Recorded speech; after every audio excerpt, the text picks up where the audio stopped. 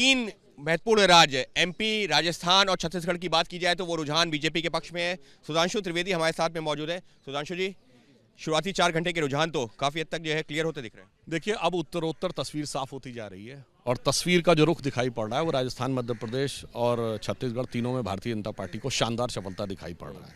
और इसका जो कारण है वो प्रधानमंत्री श्री नरेंद्र मोदी जी के नेतृत्व में भारतीय जनता पार्टी ने जो निष्ठा और ईमानदारी के साथ जो नीतियां बनाई हैं उसके प्रति ये जनता का उत्तरोत्तर बढ़ता विश्वास है। और गारंटियों की चर्चा आजकल चुनाव में बहुत थी, तो अब मैं कह सकता हूं अब साफ दिख रहा है कि इस देश में एक ही गारंटी है, मोदी की गारंटी, बाकी सब ढपोर शंख है। आपके मुताबिक सनातन का जो मुद्दा उठा था वो भी कहीं पर काम किया है क्या? देखिए, हमारे लिए सनातन राजनीति का मुद्दा नहीं है, सनातन शब्द ही सनातन है। आपको पता हमारे हिसाब से दुनिया कब बनी? 1.97 बिलियन ईयर्स। ब्रह्म संवत 1 अरब 97 करोड़ का आता है। कहाँ है आज के ज़माने की बात करने लगे? इनके लिए राजनीति का मुद्दा था। और ये जो उसके ऊपर दोहरा चेहरा लगाते हैं कि मध्य प्रदेश में आकर कहेंगे कि हम गो रक्षा के लिए व्यवस्था करेंगे और केरल में आप सड़क पे गाय की बीफ पार्टी करेंगे और फिर सोचेंगे कि हम दोनों को लेकर एक चेहरा उधर दिखा के भी वोट पाएंगे, एक चेहरा इधर दिखा के भी वोट पाएंगे।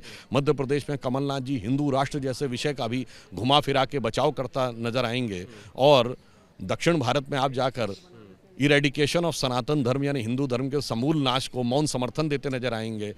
तो अब मुझे लगता है ऐसे मुखौटों की राजनीति करने वालों के चेहरे उतर चुके हैं। आखिरी सवाल, 6 तारीख को इंडिया अलायंस की बैठक बुला ली गई है।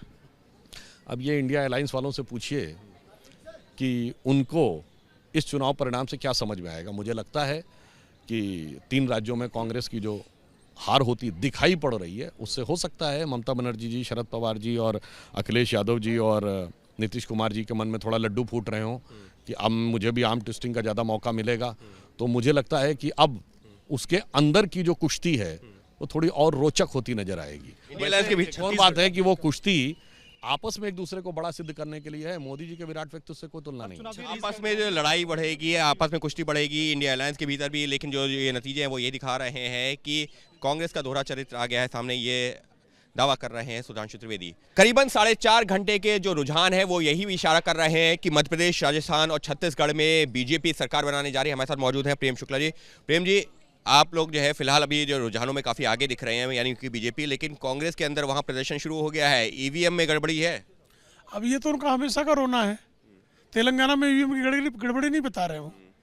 तो कांग्रेस जो है पराजय का ठीकरा अपने पिटे हुए मोहरे राहुल गांधी पे फोड़ नहीं सकती। श्रीमती प्रियंका वाड्रा के भ्रष्टाचारी कर्तृत्व को तो दोष दे नहीं सकती, तो किसको दोष देगी? निर्वाचन आयोग को और ईवीएम को। लेकिन उनका ये कहना है कि देखिए कहाँ एमपी में तो हम जीत रहे थे, कांग्रेस का ये दावा है, एमपी में हम जीत रहे थे, छत्तीसगढ़ में हम जीत रहे थे, तो जीते जीते हार कैसे गए? हवा में थे वो ना, जमीन पर हम थे। तो हवा में जो थे उनके चेहरे पर अब हवाइयाँ उड़ रही हैं। लेकिन जिस तरीके के ये रुझान 4.5 घंटे के सामने आए हैं, वजह क्या है, क्या बड़ा फैक्टर? आदरणीय नरेंद्र मोदी जी के नेतृत्व में जनता का जो प्रचंड विश्वास है वही प्रचंड जनादेश में परिवर्तित हुआ है। यानी साफ तौर पर कांग्रेस के नेता जमीनी हवा को भाप नहीं पाए और प्रधानमंत्री नरेंद्र मोदी के चेहरे पर जो विश्वास है वही जनादेश में परिवर्तित हुआ है, कह रहे हैं बीजेपी प्रवक्ता प्रेम शुक्ला।